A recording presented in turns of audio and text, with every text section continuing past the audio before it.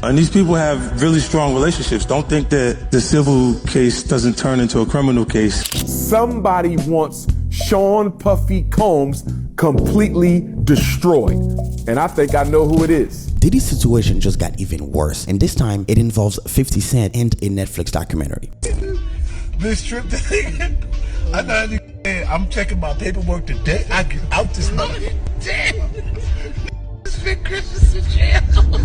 Through all of Diddy's legal trouble, 50 has always been the loudest when it comes to calling Diddy out. 50 is already known as one of the biggest trolls in the game, but he's cranking up even more when it comes to Diddy. And now that Diddy is officially indicted and locked up until his trial, 50 is back with a fresh theory on what caused Diddy's downfall. In a recent interview, 50 suggested that Diddy's recently dropped lawsuit against liquor distributor Diageo, where he claimed they were racially biased in their partnership, is what pushed his legal troubles into overdrive. There's a point, they did a deal that mirrored what Puffy's deal with Diageo was for Ciroc. So he didn't have ownership of that at any point, but he was getting a line of money, like almost like $60 million a year at one point. So you see him go to daily on is when you see him have some issues. And these people have really strong relationships. Don't think that the civil case doesn't turn into a criminal case faster because he's making them uncomfortable. 50 is not the only one thinking that Diageo had something to do with Diddy's arrest. Dr. Umar also backs that claim.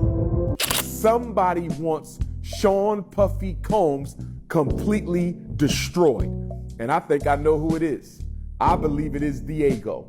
I believe it is the British-based liquor company that Puffy was doing business with. They're one of the biggest liquor companies in the world. They market and sell some of the most popular brands of liquor, including Ciroc.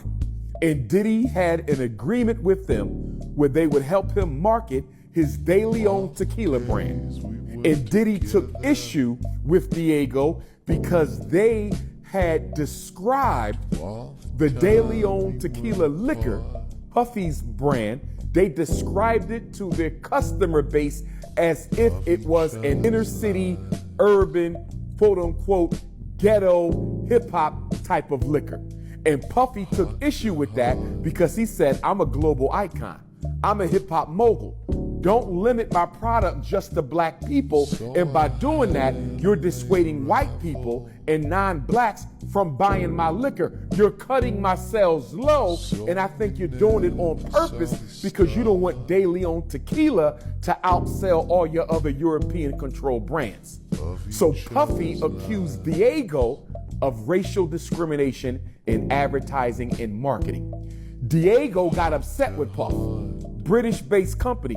They said, you done already made $1 billion off of us.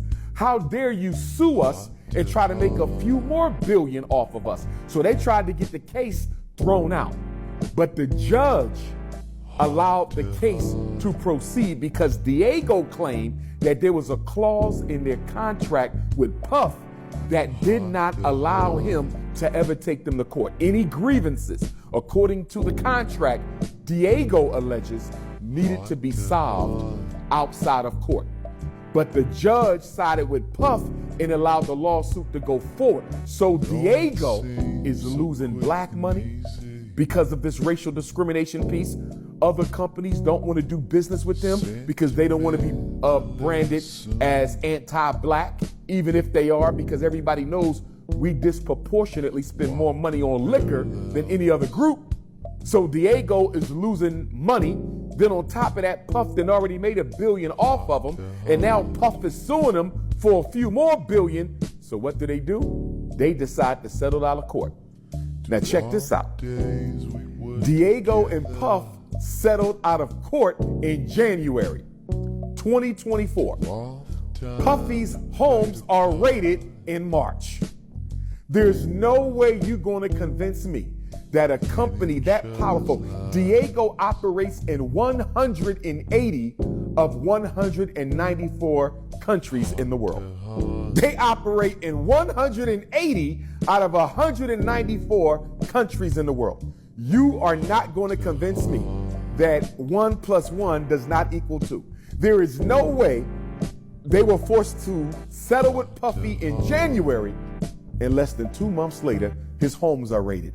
And I'm going to tell you how I believe Puffy gave them the ammunition to go after him, Art. When Cassie made her accusations against Puff, he settled in about 24 hours. And they settled in November of 2023.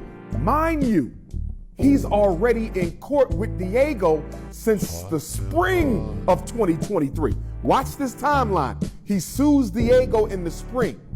Cassie comes out in the fall. He settles with Cassie in 24 hours. Diego is watching this. So when Diego decides to settle with Puff outside of court, they did this knowing full well we about to go after you and destroy you. You are messing with the Illuminati. You have no idea who you effing with, Sean Combs. And when Puff was so quick to settle with Cassie, that showed the whole world he was vulnerable. Now, this makes a lot of sense, but my only problem is that this explanation does not take anything away from the fact that Diddy is being charged with all those terrible, horrible, disturbing, terrific things that he's done. Because let's be real, perhaps Diddy was being protected until he sued Diageo, but he's still guilty. Diego did not drop 1,000 bottles of baby oil laced with drugs at Diddy's house, and they for damn sure did not make him throw these free cuffs parties. So at the end of the day, if Diageo and Diego were able to attack Diddy and be successful at that, it's because Diddy gave them the ammunitions.